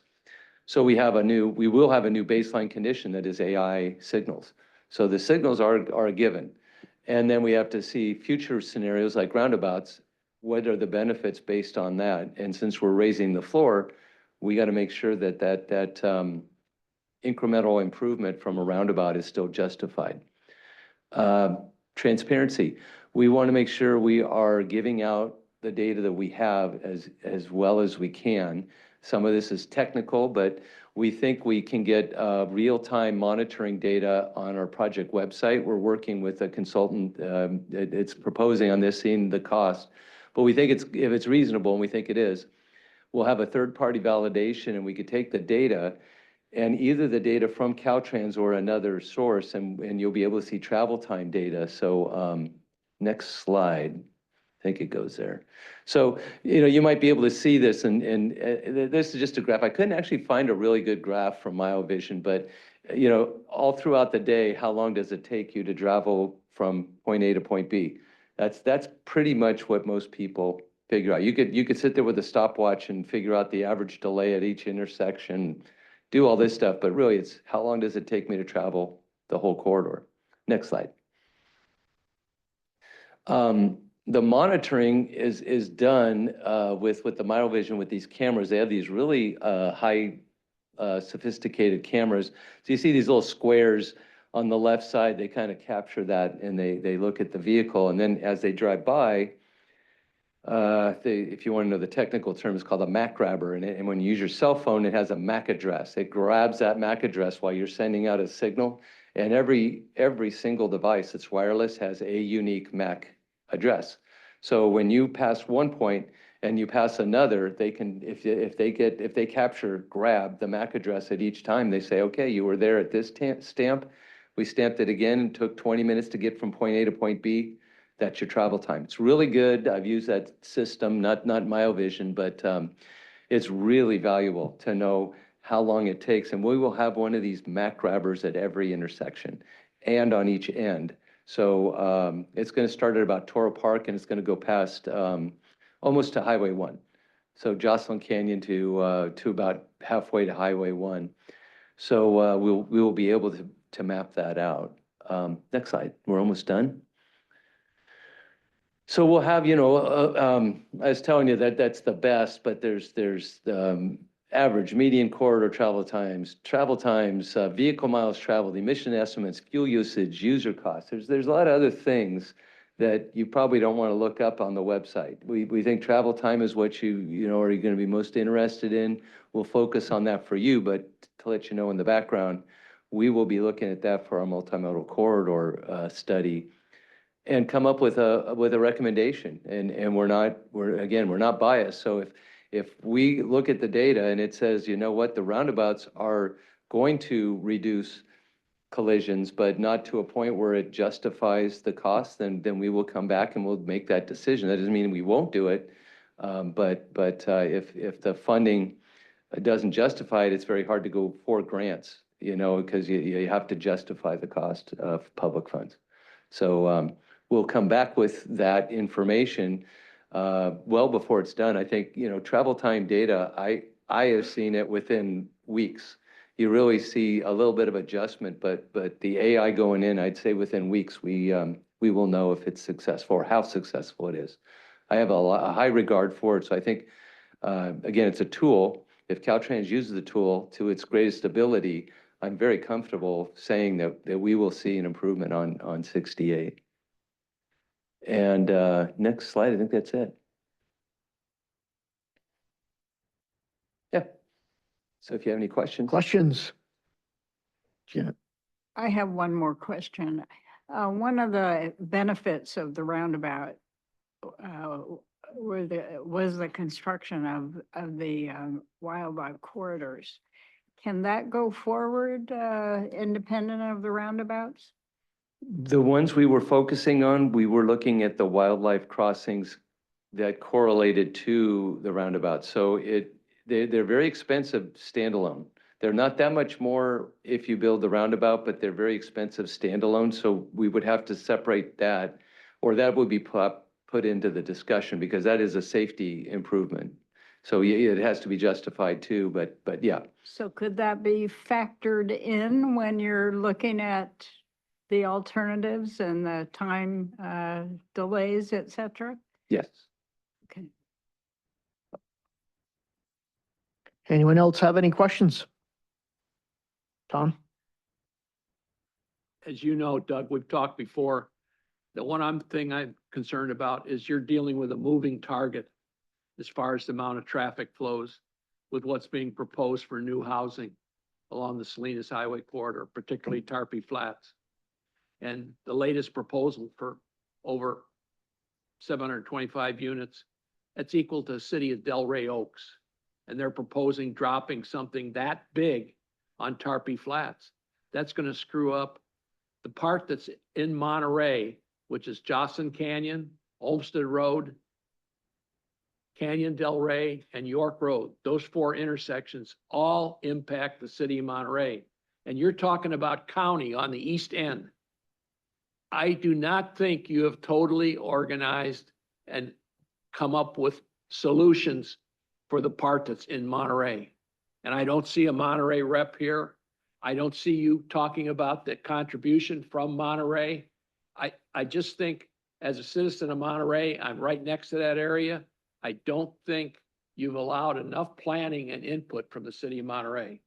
And I could be wrong, but I don't see that reflected in the data that you've given today. So that's my concern. you're moving, hitting a moving target, and we're not factoring in the city of Monterey. So, I don't know what you can do to improve that, but I don't see it in your presentation. Well, we did do traffic counts, and when you look at all new But the old development. traffic counts are yeah. meaningless when you look project to the future. That's what I've tried to say all along. Yeah. Don't count the old traffic counts. You have to project to what's Yeah. being proposed. Yeah, but you have to realize that every 700 trips that go in there, they're gonna impact all the intersections. They're all gonna get worse. There's no development that's gonna make the east side any better. So I do agree with you, you know, that's gonna make everything worse, but it's gonna make all intersections worse, and it's not gonna change the calculus. It's still gonna be the Salinas side is always gonna be the worst. It's got more traffic, and the signal spacing is the critical part. So. I don't agree with you. Okay, The projections that are planned for the Monterey Peninsula Airport, Monterey Regional Airport, what they're predicting on the growth there with all this new housing on Garden Road, you haven't covered the projected input and the impacts on Highway 68. yeah. I don't see it reflected. Yeah, I don't think, I guess, you know, we could agree to disagree, but there is nothing that's gonna solve traffic on 68. So I hope I don't give you any false sense of security here. There is nothing that's gonna fix traffic. There is gonna be From York congestion. Road to Highway 1, Yes, that is going to be a major impact, and that's all within the city of Monterey. it is. And all that traffic has to get to Salinas too. So there's no roadblock. So all that traffic that you talk about, yes, it's gonna be worse than it is today on the Monterey side, and it's gonna be worse than it is today on the Salinas side. So our strategy is to do the first phase on the east side, and then the next phase is to go to on the west side. So after the first three we would jump to the next phase, which would be 218 and Olmsted and maybe Jocelyn Canyon. And the point being, and I think someone asked, you know, what about development as they come in? That doesn't preclude us from putting in the roundabout at Olmsted when the airport comes in, or when Tarpey's gets built. We don't work with the developer to fund another intersection, but not to spend too much time on that, but the corridor study that we're gonna do is gonna point us to where we need to get a first phase that's gonna get us funding. And so that's a major part, is that, you know, you wanna go in and get your biggest points, and you may disagree with, you know, fixing one side or the other, but we are looking at what's the best way to get funding for the corridor. And the more money we get through grants, that saves us money to maybe do a second phase, which is on the west side. Well, Mr. Bilsey, you can please note what Thomas said. Also note, Ed Smith is the councilman who represents your area, and Kate Daniels, and they are both on the TMC board. So I think those are the people you need to go to. There were just a couple additional comments I wanted to make about this. And to Tom's point, the environmental impact report done for the corridor does look at future travel through the regional travel demand model that the Association of Monterey Bay Area Governments produces. One of the issues is it's a point in time where as the county approved additional housing through its housing element, it always takes time for all those things to be incorporated, but we're not just looking at traffic counts from the past. It also includes trips that are expected to be generated along the corridor. It may not reflect every last project that's been approved, but it's in the point of time when it was done, it reflects what was assumed by the county and other jurisdictions and how they impact each other. So just want to note that I don't disagree with you. I just think that there is some of that's included in the analysis.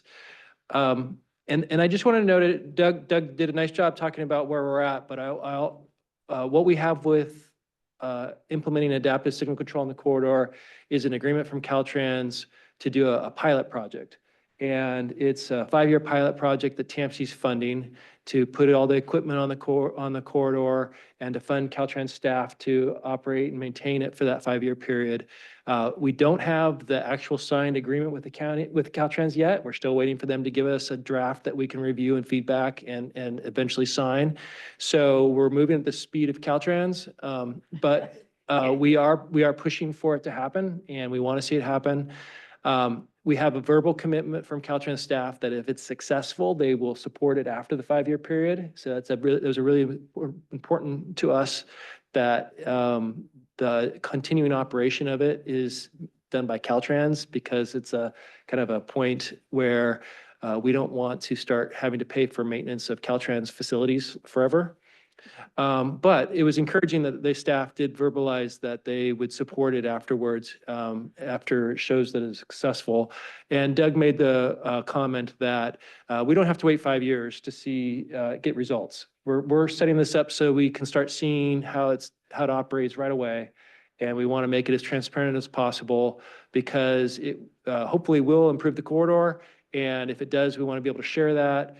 And if it's successful enough, it will create a new baseline to consider whether the roundabouts are worthwhile or not. They're expensive and they have disruption during construction, but they do have other benefits like the safety improvements and be able to maybe include the habitat crossings with the project. So there's various pros and cons of all this that we're going to be setting up through the corridor study to analyze this. So it was kind of funny that some of these things actually fall in line fairly well. We were forced to do and update the corridor study because it was a requirement for our state grant. It wasn't a particularly useful thing for us to be doing. Now, to evaluate the adaptive signal control, it's a very useful thing for us to be doing and comparing it and using the public outreach to discuss it. So we want to be as transparent as possible. We want to get all this data out and have that for the community to discuss over the next few years. And I think we're going to have the corridor study done within a few years because we need it for the upcoming grant cycle. We'll have an initial assessment, just feedback on how successful adaptive signal control is, and that will help us through this process. But it will be long before the 5-year period is up before we'll have a feeling for whether it's working or not. So, thanks. And the corridor study, I don't think I pointed out, there's going to be a public engagement aspect to that corridor. So we're going to be going out in the community again. Okay, Dale, you have a question? Yes, I do. It sounds like a stupid question, but I am older. What is the power source for AI?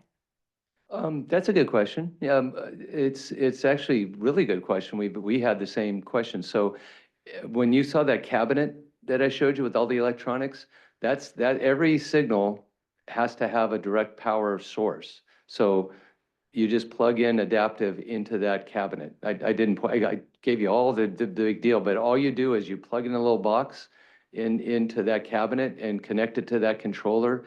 So the power's there, but the monitoring, we are going to add 2 travel time devices, excuse me, and they will be they won't be at signalized intersections, but if you, it's called PEMS. Caltrans have cameras at each end of the corridor, and they're monitoring traffic constantly, and they have solar power there, and we're just going to put them in those cabinets and run off their solar power. So that was actually a good question. Solar power, thank you, rather than electricity. Just on the 2 outside ones, but everything else is already at a signalized intersection, so it'll be running off electricity. Okay, It's already and there.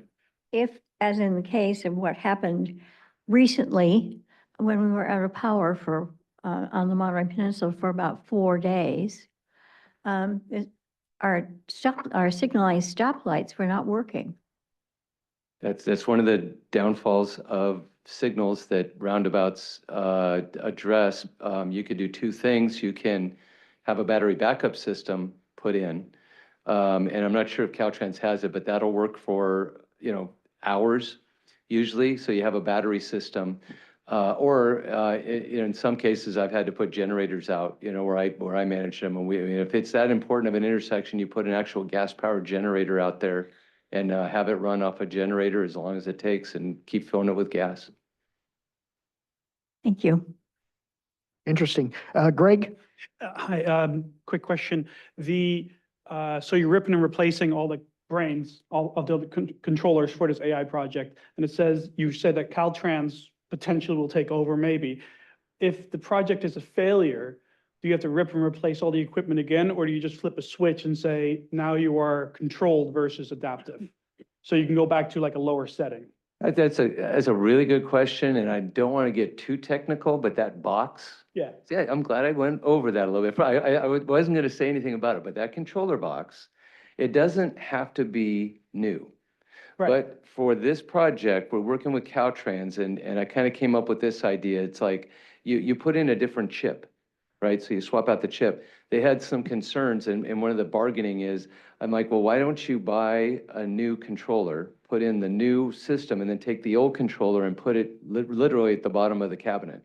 And if you have to, because they really didn't want to do it, so we had to kind of convince them this is okay. So if something happens, you just put the old controller Right back in. like within minutes. So it's really it really isn't that much effort to put this system in. It's pretty one day issue. And the follow-up to that is if some intersections do dictate a roundabout and some of them don't, we'll just run it like that? Like, or do we need the whole shebang to be, what do you think? The signals work better as a system. So you don't want to put a roundabout in the middle, but if you work both ends to the middle, the roundabouts will work great and the signals in the middle will work great. But if we were to start from the middle to the end, we'd be disastrous. Thank you. We have a question from a virtual committee member, Paula.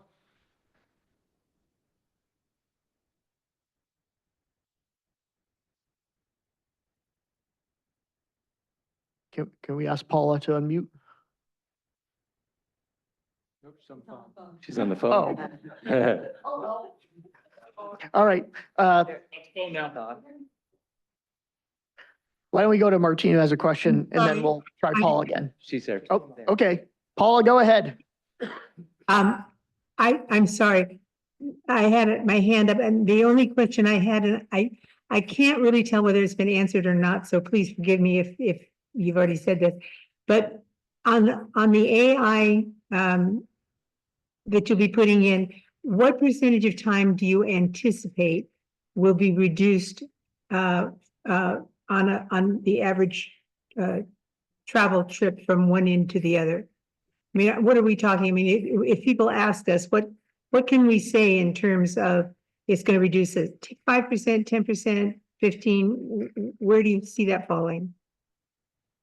That's probably, I guess that's a good question. I just can't answer it. I don't have a good answer to that. And it really, it depends on, a simple answer is that how much does Caltrans feel comfortable putting in longer cycle lengths, which just mean how people wait on the side street.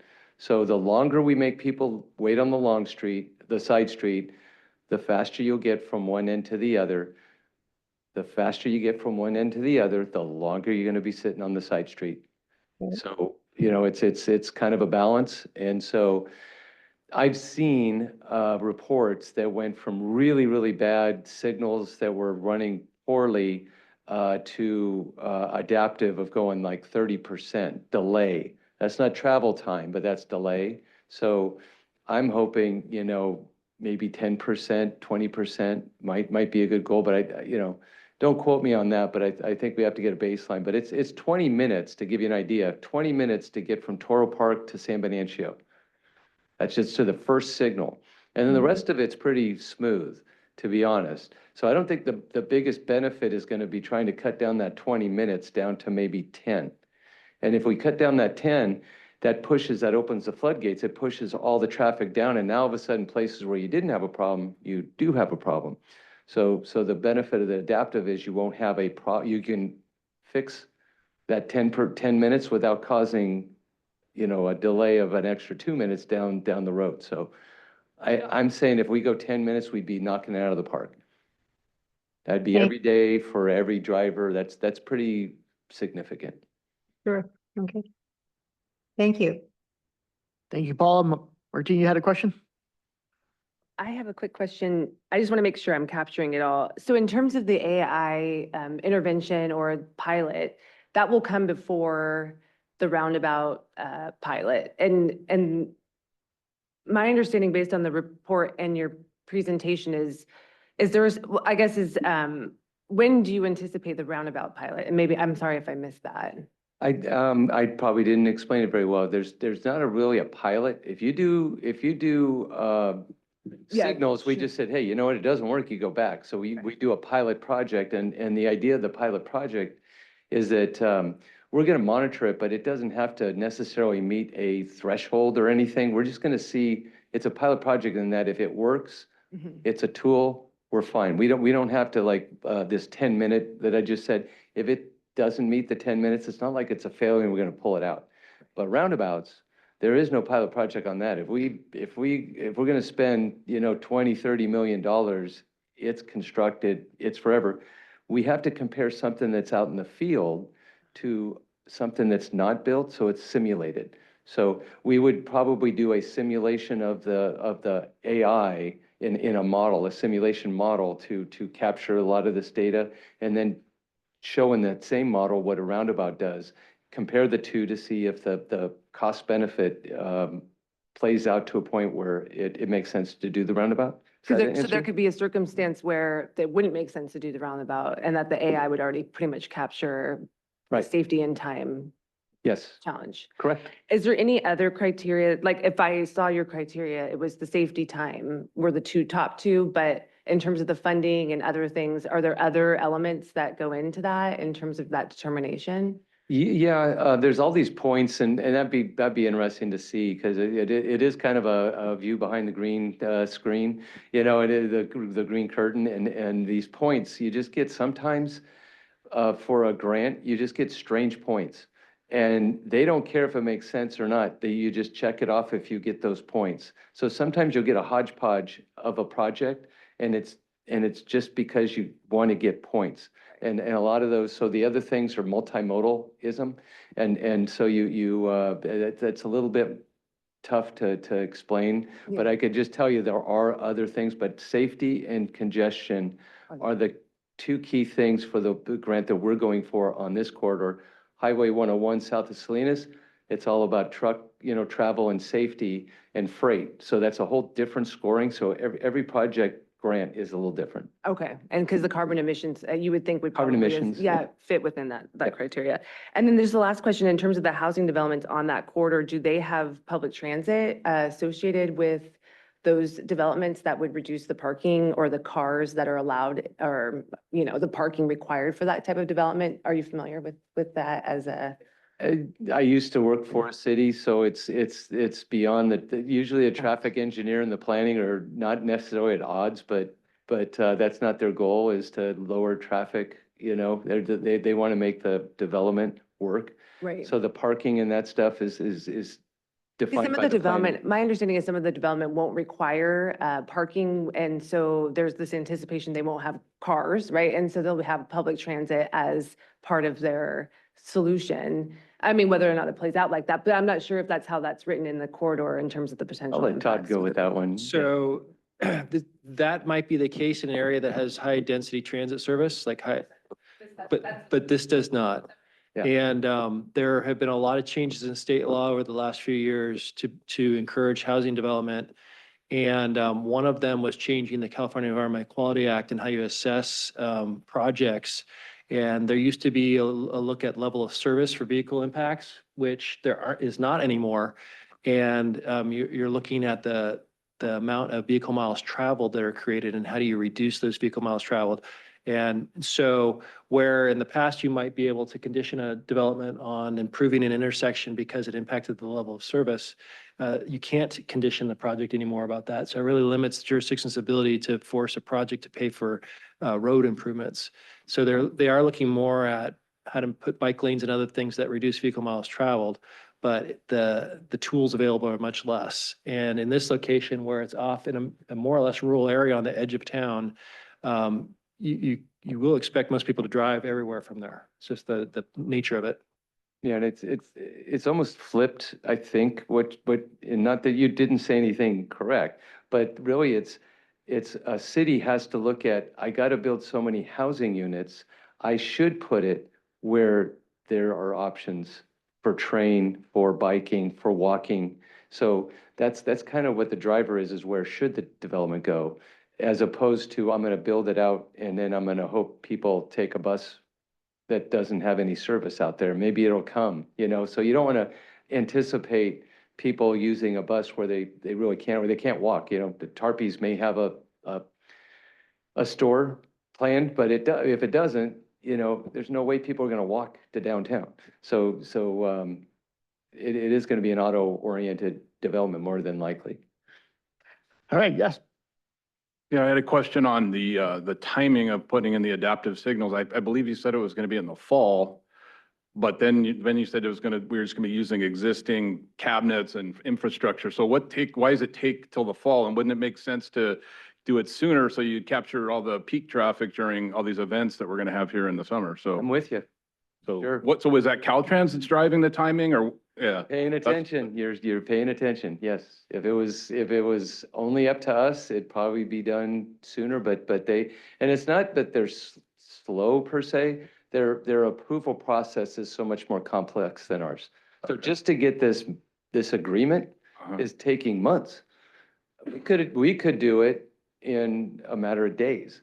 Because I just send it to Mike sent it to Todd, and then they say, Be great, done. let's do it. They have to go to Sacramento. Sacramento's in a queue of maybe a month.